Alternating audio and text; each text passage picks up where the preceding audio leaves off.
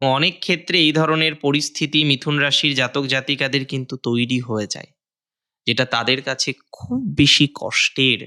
এটুকু ক্লিয়ার হয়ে যাবেন, এই মানুষটি যার সাথে আপনি এখন আছেন, সে আপনার আল্টিমেট সোলমেট কিনা, আল্টিমেট তার সাথে জীবনচক্রে এগোতে পারবেন কিনা, আল্টিমেটলি সে আপনার হাতটা ধরে থাকবে কিনা। আপনার সেই সকল ক্ষেত্রে ডেভেলপমেন্টের জায়গাটা অনেকটাই তৈরি হয়ে যাবে। That's for very very very sure.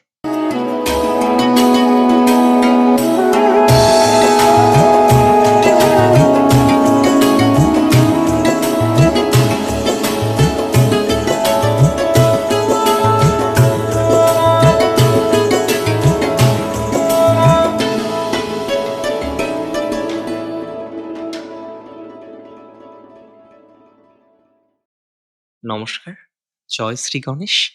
স্বাগতম আপনাদের প্রত্যেককে আজকের অনুষ্ঠানে। আজকের বিশেষ পর্বের অনুষ্ঠান একটু ইন্টারেস্টিংও এবং ডেফিনেটলি একটু বিশেষই।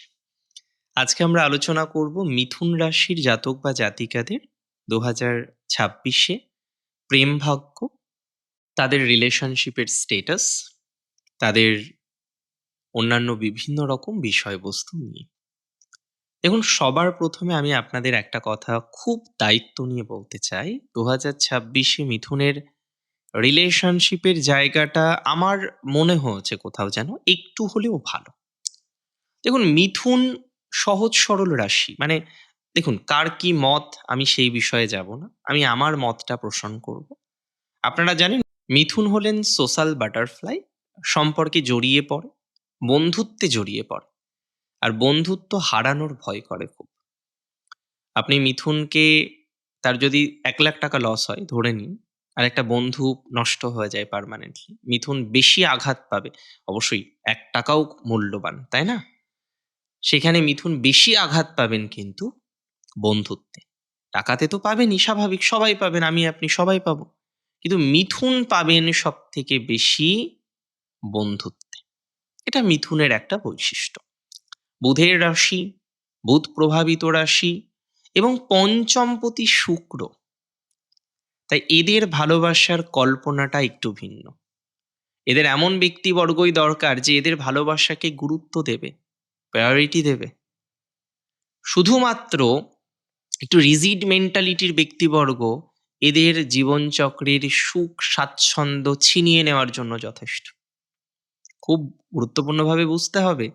আজকে ধরুন মিথুন রাশির সাথে এমন একজনের বিবাহ হলো, যিনি খুব ইম্পালসিভ, যিনি অত্যন্ত রাগী, কথায় কথায় তিনি রেগে যান, কথায় কথায় নানা রকমের বক্তব্য তিনি রাখেন, নানা রকমের বিষয়বস্তু তৈরি হয়ে যায়, মিথুনকে হেয় প্রতিপন্ন করেন। বিশ্বাস করুন, মিথুন বেঁচে থাকতেও যেন নরকে থাকার মতো পরিস্থিতি হবে তার। এবং অনেক ক্ষেত্রে এই ধরনের পরিস্থিতি মিথুন রাশির জাতক জাতিকাদের কিন্তু তৈরি হয়ে যায়, যেটা তাদের কাছে খুব বেশি কষ্টের, খুব বেশি যন্ত্রণার। 2026-এ প্রেমের স্টেটাস কি? আমি একদম স্ট্রেট কাট বলতে পছন্দ করি, আজকেও স্ট্রেট কাট বলব। না, 25-এ প্রেমের সবার যে ব্রেকআপ হয়ে গেছে, একদমই না। 26-এও সবার ব্রেকআপ হবে না। তবে 26-এ মানে 2026 সালে একটা ইনসাইট পাবেন। প্রেমের ক্ষেত্রে একটা সঠিক ধারণা পাবেন যে should I go with him? আমার কি তার সাথে এগোনো উচিত? Should I think about him? আমার কি তার সাথে তার কথা ভাবা উচিত? Should I go with him? আমি কি তার সাথে এগোতে পারি? এই জায়গাগুলোর উত্তর খুব স্পষ্টভাবে আপনি কিন্তু পেয়ে যাবেন। যারা যারা উত্তর পাচ্ছেন না, যারা যারা কনফিউজড, যারা যারা নানা রকমের ups and down, ups and down, ups and ডাউনের মধ্যে আছেন, বিশ্বাস করুন, 2026-এ আপনার নানা রকমের আপস অ্যান্ড ডাউন কমে যাবে। রিলেশনশিপ একটা ক্লিয়ার কনসেপ্ট নিয়ে এগোবেন। এটুকু ক্লিয়ার হয়ে যাবেন, এই মানুষটি যার সাথে আপনি এখন আছেন, সে আপনার আল্টিমেট সোলমেট কিনা, আল্টিমেট তার সাথে জীবনচক্রে এগোতে পারবেন কিনা, আল্টিমেটলি সে আপনার হাতটা ধরে থাকবে কিনা। মিথুন ভালোবাসায় ৩টে জিনিস চায়, আমার মনে হয় প্রত্যেকেই চায়। তার মধ্যে মিথুন তো চাইবেই। Number 1, respect. মিথুন প্রচুর পরিমাণে রেসপেক্ট চায়। মিথুন তাদের সাথে মিশতে বেশি পছন্দ করে যারা একটু হাসায় বা যারা তাকে একটু খুশি রাখতে পারে। একদম সিম্পল। টাকা দিয়ে খুশি হয় না। দামি রেস্টুরেন্টে নিয়ে যাবেন, মিথুন আপনার রাশির একজন বয়ফ্রেন্ড বা গার্লফ্রেন্ড আছেন, হ্যাপিনেস অতটা পাবে না। আপনি তার সাথে একটু সময় কাটান, একটু সুখ-দুঃখের গল্প করুন, একটু হাসি খুশির মধ্যে থাকুন। দেখবেন সেই মিথুন রাশির জাতক বা জাতিকা আপনার প্রতি কতটা স্যাটিসফাইড হয়। বুঝতে হবে প্রত্যেকের। হ্যাঁ, এর মানে কি এরা শপিং করতে ভালোবাসে না? ডেফিনিটলি ভাসে। এর মানে কি এরা দামি রেস্টুরেন্টে যেতে পছন্দ করে না? ডেফিনিটলি যেতে পছন্দ করে। বাট প্রায়োরিটি বুঝতে হবে। I prefer coffee than tea. আমি চায়ের থেকে কফি বেশি পছন্দ করি। তার মানে এই নয় আমি চা পছন্দ করি না। তাই না? এটা খুব ইম্পোর্টেন্ট। ২০২৬ সালে মিথুন রাশির জাতক জাতিকাদের ক্ষেত্রে রিলেশনশিপের একটা স্ট্যাটাস, একটা পার্মানেন্ট স্ট্যাটাস আসার সম্ভাবনা রয়েছে। যে জায়গাটা কিন্তু অনেক, অনেক, অনেক বেশি ইম্পোর্টেন্ট। কিছু হারানো সম্পর্ক ফিরতে পারে। তবে আপনার কিছু অ্যাপ্রোচ দরকার। আপনার কিছু পজিটিভ অ্যাটিটিউড দরকার। যদি পজিটিভ অ্যাটিটিউড থাকে, তাহলে আপনার সেই সকল ক্ষেত্রে ডেভেলপমেন্টের জায়গাটা অনেকটাই তৈরি হয়ে যাবে। That's for very, very, very sure. আপনার পজিটিভ অ্যাপ্রোচ দরকার। আপনি ভাববেন না আপনার কোনো পজিটিভ অ্যাপ্রোচ নেই এবং সেই সম্পর্কটা ঠিক হয়ে যাচ্ছে। Never think that. এটা হবে না ২০২৬ এ। ২০২৬ রবির বছর। যা হবে না আলোয়, আলোয় হবে। লুকাচুরির কোনো ব্যাপারই নেই। একদম সিম্পল ভাবে এগোতে পারবেন। যা হবে স্পষ্ট। আর স্পষ্ট কথার কষ্ট নেই। তাই না? স্পষ্ট কথার কষ্ট হয় না। তাই আমাদের এই বিষয়টাকে কিন্তু রিয়ালাইজ করে সেইভাবেই এগোনোর দুর্বার চেষ্টা করতে হবে এবং তাতে আপনি সাকসেসফুল হবেন। That's for very, very, very sure. আমি ১০০% সিওর আপনার জীবনচক্রে আরো কয়েকটি বিষয়ে ডেভেলপমেন্ট আসবে। এবং তার মধ্যে একটা হলো ম্যারেজ। মিথুনের ম্যারেজটা খুব ইম্পোর্টেন্ট। রিলেশনশিপ দেখুন সবার রিলেশনশিপে আপস অ্যান্ড ডাউন থাকে। সবাই রিলেশনশিপে কিছুদিন ভালো থাকে, কিছুদিন খারাপ থাকে, কিছুদিন ভালো থাকে। এই ঘটনাক্রমটার পুনরাবৃত্তি ঘটতে থাকে। কিন্তু মিথুনের বিয়ে হওয়া নিয়ে, বিয়ের ম্যাটারগুলো নিয়ে মিথুন জীবনে প্রচুর পরিমাণে ভুগতে থাকেন। প্রচুর পরিমাণে ভুগতে থাকেন মিথুন। বর্তমান সময়েও মিথুনের এই বিবাহ সংক্রান্ত বিষয় নিয়ে স্ট্রেসের মাত্রাটা প্রচুর। অনেকে জানেন সুপাত্র সুপাত্রী বিয়ে হচ্ছে না। আমি অবাক হয়ে যাই। আমি ভেরি রিসেন্ট আমি মনে করতে পারবো না কবে বাট ভেরি রিসেন্ট একজন জাতকের চার্ট দেখলাম এবং আপনি যারা একটু অ্যাস্ট্রোলভার আছেন তারা যদি বেসিকটা দেখেন, আমি ডিপলি যাচ্ছি না, তাহলে আপনার মনে হবে যে এই চার্টে এত দেরি কেন করে বিয়ে হবে। তার সপ্তমপতি বৃহস্পতি সপ্তমে বসে আছে। তার সপ্তমের প্রতি স্ট্রেংথফুল, খুব পাপপীড়িত কোনো গ্রহের দৃষ্টি নেই এবং তার কর্মাধিপতি খুব বেশি স্ট্রং। খুব সুদর্শন যুবক, ভালো কাজ করেন। আর্নিং নিয়ে কোনো মানে দ্বিতীয় কথা বলার সুযোগই নেই। ফ্যামিলি খুব ভালো। মা-বাবা, মায়ের সাথে কথা হয়েছিল আমার সম্ভবত এবং তারপরে তার বিয়ে হচ্ছে না। মানে কারণ নেই যে দাদা অমুক কারণে বিয়ে হচ্ছে না। আপনি কারণই খুঁজে পাবেন না। কারণই খুঁজে পাবেন না। কারণ কারণ নেই রে বাবা। এখানে এক্সাক্ট একটা কারণ তো দরকার। সে কারণই নেই। খুব গুরুত্বপূর্ণ এটা কিন্তু, তাই না? এটা খুব ইম্পোর্টেন্ট একটা বিষয়, ইম্পোর্টেন্ট একটা টপিক। আমি মনে করি ২০২৬ সালে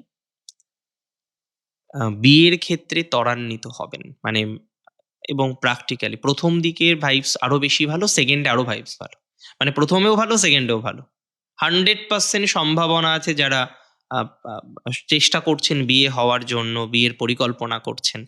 দীর্ঘদিন ধরে ম্যারেজের পরিকল্পনা করছেন, বিয়ে হচ্ছে না। বিবাহের একটা ডিস্টার্বেন্স এর জায়গা রয়েছে। বারবার, বারবার বিবাহের সমস্যা যারা ফেস করছেন, হ্যাঁ? ম্যারেজটাকে ফুলফিলমেন্ট করতে পারছেন না। বিয়ের ক্ষেত্রে নানা রকমের ups and down, ups and down, ups and down constantly, constantly, constantly চলছে।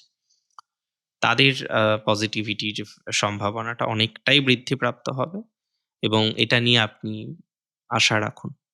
যাদের ভেঙে যাচ্ছে বিয়ে, বিয়ে হচ্ছে না, নানা রকমের প্রবলেম, নানা রকমের অবস্ট্যাকল, যত অবস্ট্যাকল ম্যারেজ নিয়ে, যত সমস্যা ম্যারেজ নিয়ে, হাজার রকমের প্রশ্ন আপনার যে ম্যারেজের প্রবলেম কিভাবে সমাধান করব? ম্যারেজের জায়গাটা কিভাবে স্টেবল করব? কোনো রাস্তা পাচ্ছেন না, তাই না? এই জায়গাগুলো দিন শেষে আমার কথাটা মাথায় রাখবেন। ২০২৬ বেটার ফল দেবে। ২০২৬ এ ম্যারেজ রিলেটেড একটা পজিটিভ ইভেন্টের সম্ভাবনা আমরা দেখতে পাচ্ছি। এটার কোনো রকম সন্দেহের অবকাশ নেই। এটা নিয়ে আমরা পূর্ণাঙ্গ আশাবাদী। আমি অন্তত পূর্ণাঙ্গ আশাবাদী যে না, ম্যারেজের দিকটা এবার অন্তত বেটার দিকে যেতে পারে। ওভারঅল আমরা আরো কয়েকটি বিষয়ে ডেভেলপমেন্ট পাবো। ওভারঅল আরো কয়েকটি বিষয়ে আমরা অগ্রগতির একটা বাতাবরণ পাবো। এই অগ্রগতির সম্ভাবনাটাই প্র্যাকটিক্যালি দেখা যায়। অগ্রগতির একটা ভাইবস আপনি এক্সপেক্ট করতে পারেন। অগ্রগতির একটা প্রবাবিলিটি আপনি এক্সপেক্ট করতে পারেন 2026 এ। এবং ম্যারেজে বাধা যাদের, মানে ধরুন ডিভোর্স, আমি একদম প্র্যাকটিক্যাল বলতে পছন্দ করি, প্র্যাকটিক্যালি বলি। ডিভোর্সের প্রবলেম যাদের বা অন্যান্য একটা প্রবলেম যাদের চলছে, একসাথে থাকেন না, সেপারেট আছেন। সেপারেশন এর প্রবলেমটা প্রচুর পরিমাণে হয়তো আছে এবং থার্ড পার্টি প্রবলেম। বুঝতে পারেন না, ক্লিয়ার কনসেপ্ট নেই। মাঝে, মাঝে ভাবেন কি হবে, কি হবে না? একটা ক্লিয়ার ভাবে একটা জায়গায় যে নির্দিষ্টভাবে এগোবেন, সেই জায়গাটা তৈরি করতে পারছেন না। আমি আপনাকে অ্যাসিউরিটি দিচ্ছি, আমি আপনাকে সিওরিটি দিচ্ছি। এই ধরনের ম্যাটারে আপনার গ্রোথ কিন্তু অনেকটাই বৃদ্ধিপ্রাপ্ত হতে পারে। এই ধরনের ম্যাটারে আপনারা অনেকটাই কিন্তু স্টেবল একটা ভাইবস তৈরি করতে পারবেন ২০২৬ সালে। যাদের বিবাহিত জীবনে বাধা, ডিভোর্সের প্রবলেম, নানা রকমের সমস্যাগুলো আছে, সেই সমস্যাগুলো থেকে একটা রিল্যাক্সেশন বা একটা রিলিফ পাওয়ার মতো কম্বিনেশন আপনাদের হরোস্কোপে দেখা যায়। আমি আশাবাদী যে এই জায়গাটা নিয়ে দিন শেষে আপনারা অনেকটা ভালো থাকবেন, অনেকটা স্টেবিলিটির জায়গা জীবনচক্রে আসবে, অনেকটাই সুস্থ স্বাভাবিক থাকার মতো কম্বিনেশন আপনার জীবনচক্রে কিন্তু তৈরি হতে পারে। এতটুকু বিষয়, এতটুকু কথা দায়িত্ব নিয়ে কিন্তু আমি আপনাকে বলার চেষ্টা করছি। তবে 2nd ম্যারেজ সম্ভাবনা মধ্যম।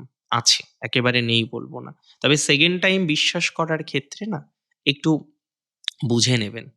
১ম বারও হয়তো বুঝেছিলেন, অনেকের লাভ ম্যারেজ ছিল। ৫ বছর ৬ বছরের সম্পর্কের পরে বিয়ে করেছেন। লাভের লাভ কিছু হয়নি। সো এই যে ঘটনাগুলো, এই যে জায়গাগুলো, এটা আমার মনে হয় মোস্টলি ইম্পোর্টেন্ট একটা জায়গা। যে জায়গাগুলোকে আমাদের আরো সঠিকভাবে বোঝার দরকার রয়েছে। যে জায়গাগুলো আমাদের সঠিকভাবে বুঝে নিয়ে পথ চলার দরকার রয়েছে। এবং আমি মনে করি তাতে আমরা আরো স্টেবল ভাবে জীবনচক্রে এগোতে পারব। আমাদের স্টেবিলিটি আরো বাড়বে। আমাদের অগ্রগতির আম ধারাবাহিকতা আরো বাড়বে। দিন শেষে আমরা আরো বেশি নিজেদেরকে স্টেবল করতে পারবো, সুস্থ রাখতে পারবো বা স্বাভাবিক রাখতে পারবো। ২০২৬ ভালো কাটুক প্রেমে, সম্পর্কে, বিবাহিত জীবনের বাধাগুলো থেকে আস্তে, আস্তে বেরিয়ে আসুন আপনি। এই কামনা রাখি এবং আমি আরেকটা কথা আউট অফ দ্য ট্রাক বলব না। তবে হ্যাঁ, এটা ঠিক যাদের লিগ্যাল ইস্যুস চলছে ম্যারেজ নিয়ে, আউট অফ দ্য কোর্ট একটু সেটেলমেন্ট এর চেষ্টা করলে হয়তো কিছু ভালো ফল পাওয়া যেতে পারে বলে মনে করছি। তাহলে আউট অফ দ্য বক্স একটু চেষ্টা করবেন?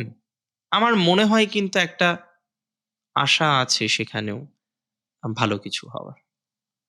ওয়েল, ভালো থাকুন আপনারা। শেষ করছি আজকে এখানেই। জয় শ্রী গণেশ।